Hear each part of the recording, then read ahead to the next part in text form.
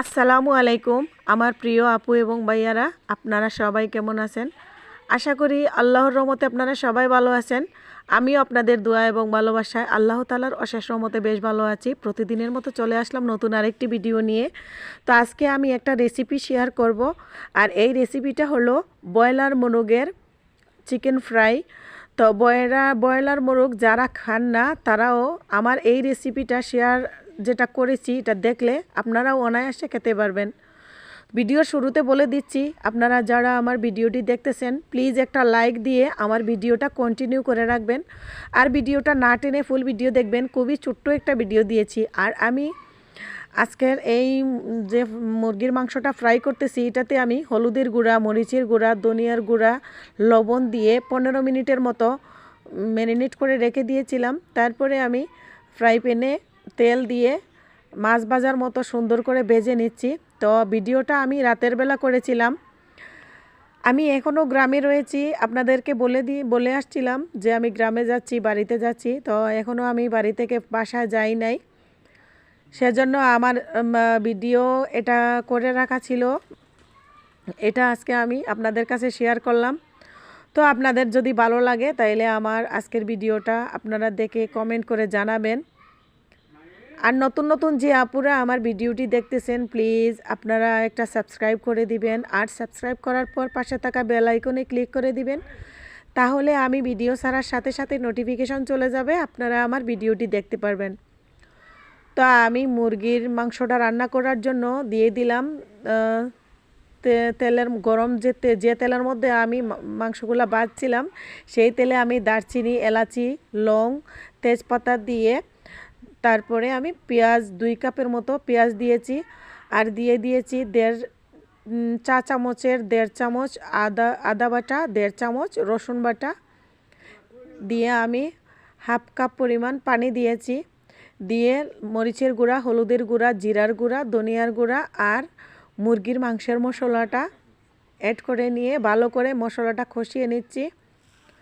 এ পর্যায়ে আমি কেটে রাখা একটা টমেটো কুচি দিয়ে দিলাম। তো টমেটোটা না দিলে তো এই মাংসের তরকারির স্বাদটা বাড়বে না। তো এভাবে আমি যেভাবে রান্না করতেছি আপনারা এটা ফলো করলে দেখবেন আপনারাও এভাবে খেতে পারবেন। তো ভালো করে আমি মশলাটা কষাচ্ছি, এখন তেল উপরে চলে আসছে। এই পর্যায়ে বুঝে নিব যে আমার মশলাটা কষানো হয়ে গেছে। এখন আমি দিয়ে দিব ভেজে রাখা মাংসগুলা। তো এখানে 1.5 কেজি পরিমাণের মাংস আছে, দিয়ে দিয়েছি আমি। মাংসগুলা দিয়ে ভালো করে নাড়াচাড়া করে মিডিয়াম আঁচে, চুলার আঁচ আমি মিডিয়াম রাখবো। মিডিয়াম আঁচে আমি এভাবে কুক করে নিব কমপক্ষে 40 থেকে 45 মিনিট। আমি যে মাংসগুলো ভেজে নিয়েছিলাম তখন আমার চুলার আঁচটা ফুল আঁচ ছিল। এটা কম আঁচে ভাজা যাবে না, না হয় মাংসগুলা মচমচে হবে না, সুন্দর হবে না। আমি যখন ভয়েস দিচ্ছি তখন আমি বাড়িতে ছিলাম, আমার আশেপাশে বিভিন্ন ধরনের শব্দ আসতেছে, মুরগির শব্দ, বিভিন্ন শব্দ আসতেছে। প্লিজ আপনারা মনে কিছু নেবেন না।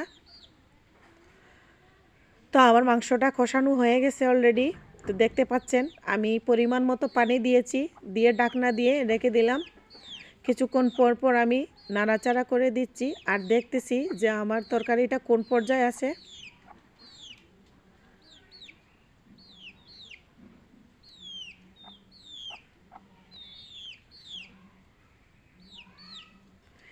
এর মধ্যে আমি চুলার আশপাশ সব মুছে নিয়ে নিলাম। তা আমি রান্নার পরপরই রান্নার শেষ পর্যায়ে যখন চলে আসে তখন আমি চুলা সব আমি ক্লিন করে নেই। আমার তরকারিটা হয়ে গেছে। আমি এখন প্রেসার কুকারে ভাত বসিয়ে দিয়েছি, কারণ রাত অনেকটা হয়ে গেছে, আমি দোকান থেকে এসেছিলাম তখন, আর খাওয়ার টাইম হয়ে গেছে। দেখেন কত সুন্দর হয়েছে আমার তরকারির কালারটা। আর এইরকম মাংস রান্না করলে যে কখনো মুরগির মাংস না খায় ফার্মের মুরগির সেও খাবে। তো এই পর্যন্ত যারা আপনারা আমার সাথে ছিলেন আপনারা সবাই ভালো থাকবেন, আমার জন্য দোয়া করবেন, আমিও আপনাদের জন্য দোয়া করি। আপনারা সবাই ভালো থাকুন। আল্লাহ হাফেজ। আসসালামু আলাইকুম।